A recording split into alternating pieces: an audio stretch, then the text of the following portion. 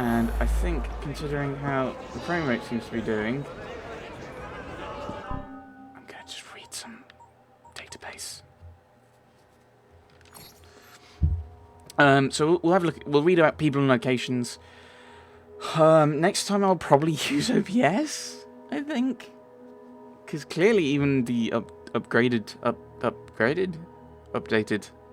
pretty much the same thing. Bandicam doesn't seem to be working particularly nicely with this. So, people, allies. Mr. Charles Darwin, 12th of February 1809, died 19th of April 1882. Did I see 12th of April? 12th of February. Charles Robert Darwin is best known for his contributions to evolutionary theory. He didn't come up with it. That was, I think, was Lamarck. I think Lamarck had certain thoughts. He just went a slightly different way. Darwin's neglected.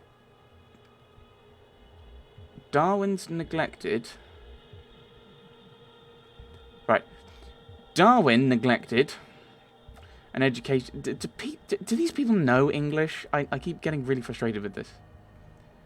Darwin neglected an education in medicine at the University in Edinburgh in order to pursue his interest in nature. This annoyed Darwin's father, who sent him to Christ's College at the University of Cambridge with the goal of turning him into an Anglican parson. By all accounts, he wasn't very interested in studying, preferring instead to spend his time riding, shooting, and collecting beetles. That's probably most people who went to Cambridge at this point. That's the hobbies section of a dating profile I'd avoid. His time at Christ's College only intensified his obsessive passion for the natural sciences. I think, as part of I Remember, I don't think it was necessarily his dad who sent him, but he kind of agreed with it, because he thought becoming a minister would, as it has happened with other people, give him time to explore his scientific experimentation and his scientific interests during the kind of time when he wouldn't have to be vicariing, ministering.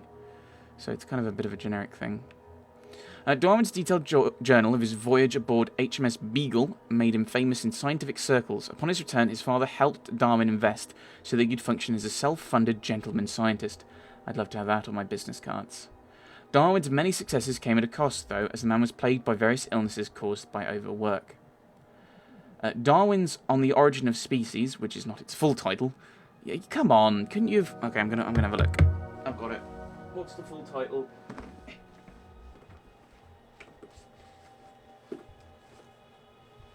I haven't read it completely. What's the full title? Because everyone calls it On the Origin of Species, but that's not what the title is. Where is it? Is it even in this book? It should be. The proper title.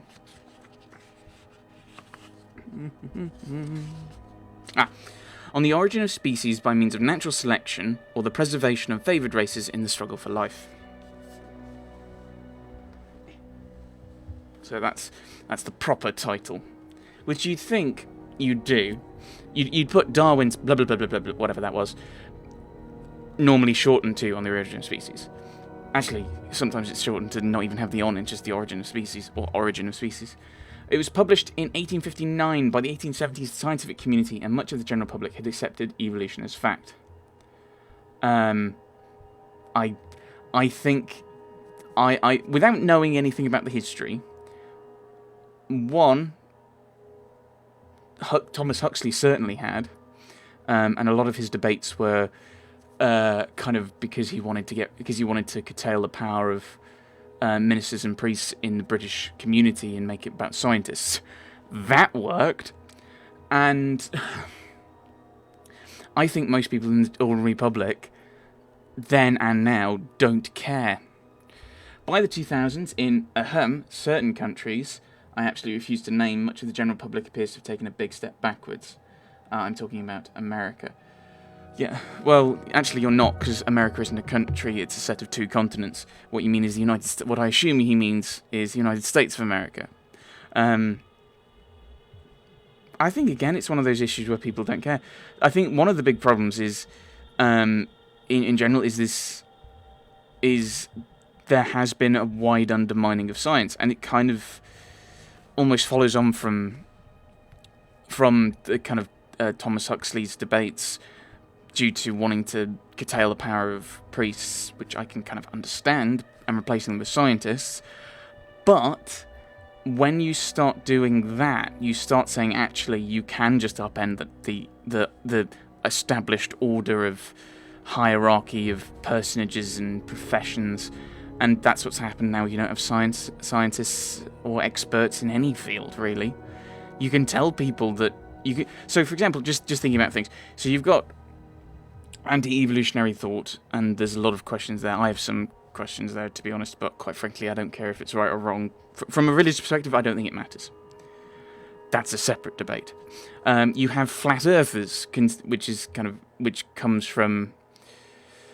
I have no real idea, but it comes from the kind of media pushing the idea that in medieval times everyone thought the world was flat and all this, and Columbus wanted to prove the world was round. No, he didn't. He wanted to prove that everyone else was wrong, and that because his idea was the world was a lot smaller than everyone else thought, and he was wrong. He also didn't prove the world was round. You have to go back to Ferdinand Magellan unless you want to come around to some idea of he could have circumnavigated in a different way.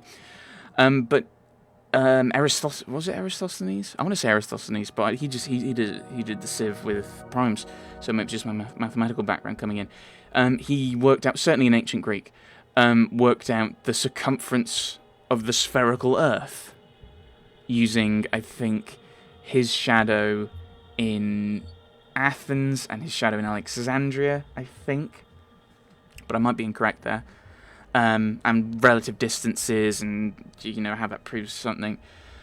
But a lot of people, even if you want to talk about talking about kind of religious ideas and religion believes this. Actually, if you read the Bible, I think it's Isaiah 40, God is over the circle of the earth, and depending on how you view things, some people admittedly says, that's because the world is flat and it's a circle and it's on 4 elephants, and then there's a flying turtle underneath that.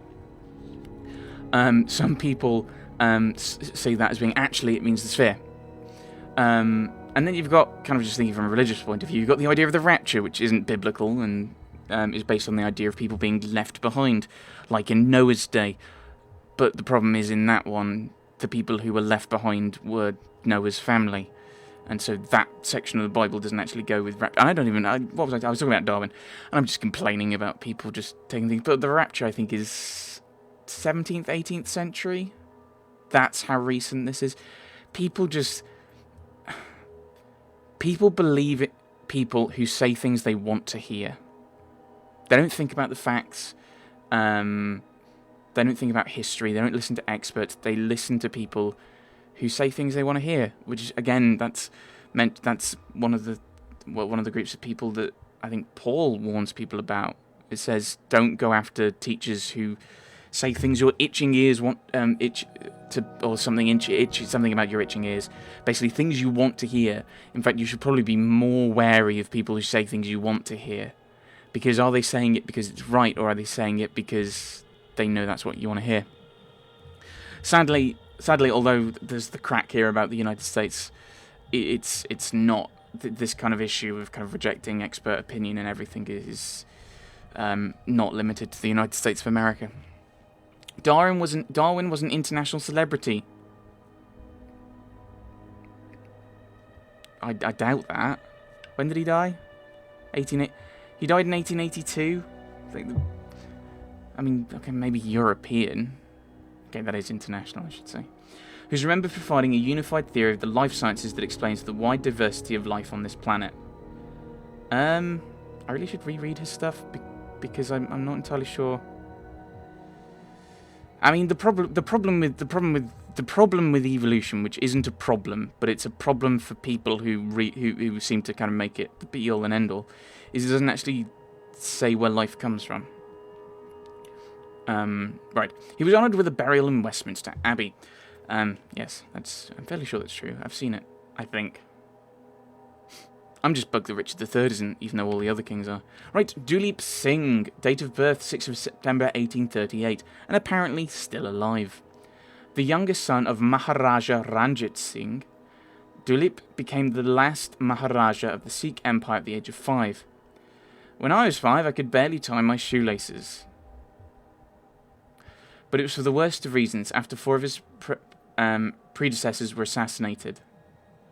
just not by, assassins, capital A. They would have been assassinated by lowercase a assassins, because that's what assassins are.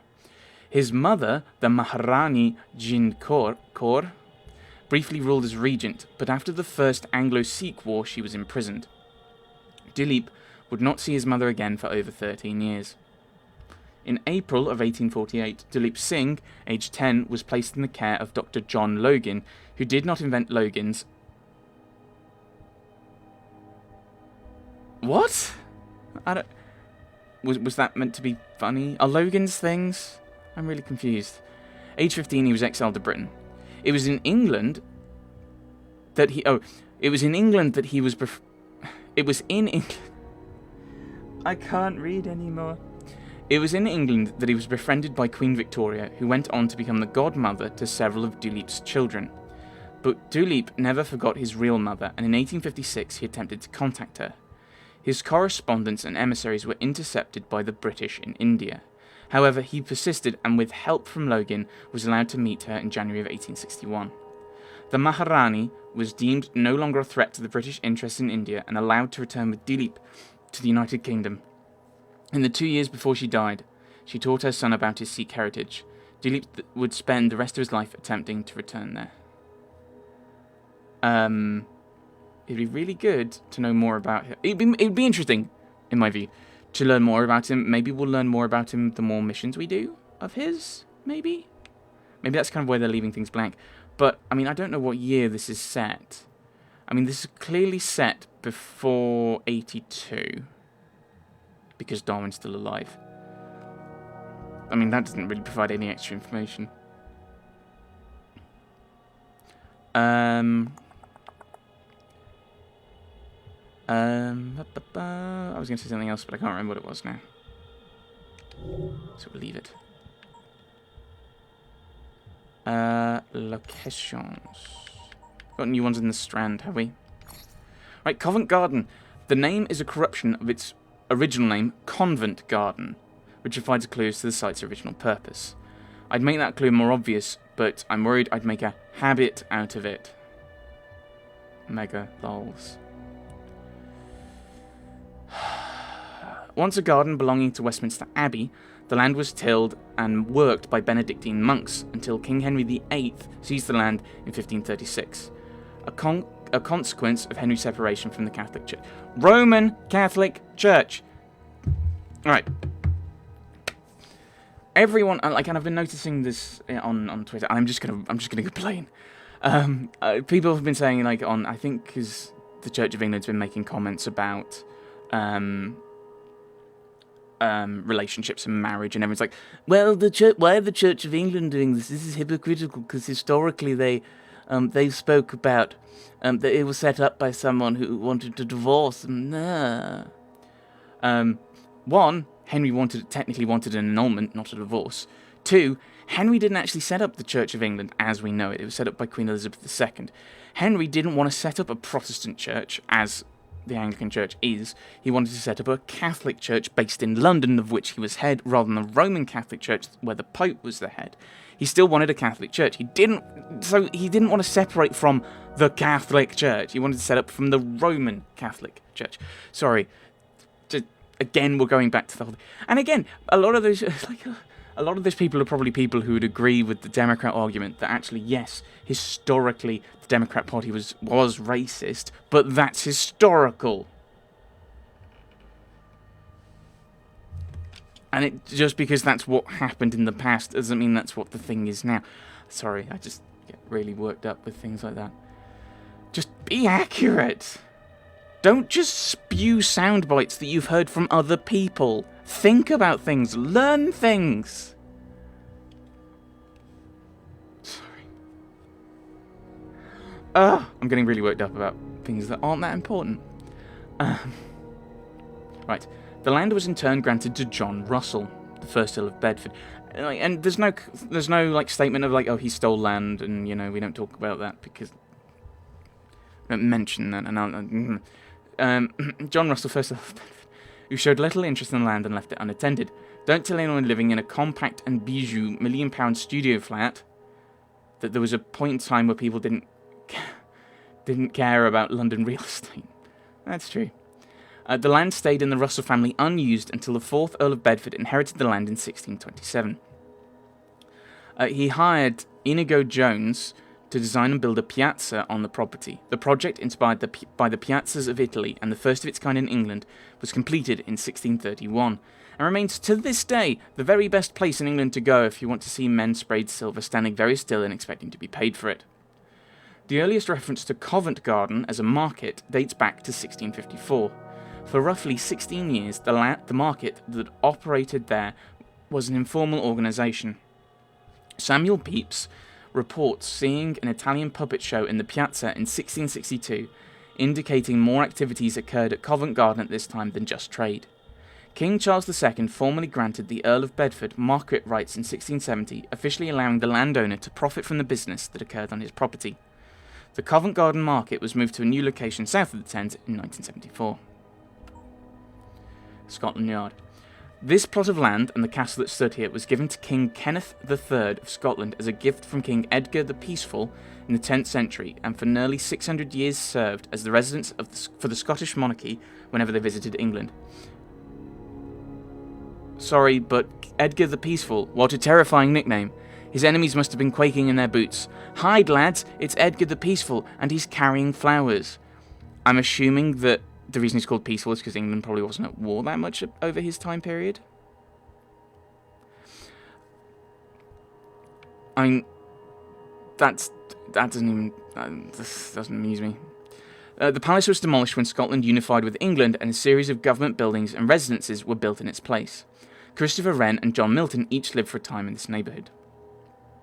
When Prime Minister Robert Peel created the Metropolitan Police Service in 1829, and that's why policemen or police officers used to be called peelers or are now called bobbies, it was decided that their headquarters would be located in this vicinity. The office's rear entrance stood on Great Scotland Yard, therefore the police force became commonly known around the world as Scotland Yard. That the word great didn't make it to Scotland Yard's nickname might be a statement of some kind. Mind you, better than just calling it the rear entrance. Come on son, you're nicked, I'm taking you up the rear entrance. The formation of Scotland Yard unified the disparate police forces that operated in different parts of London and was an instant success. By 1874, Scotland Yard employed nearly 10,000 people and expanded into several neighbouring buildings. I don't know why, but I always thought Scotland Yard was post-Jack the Ripper. Clearly I'm wrong.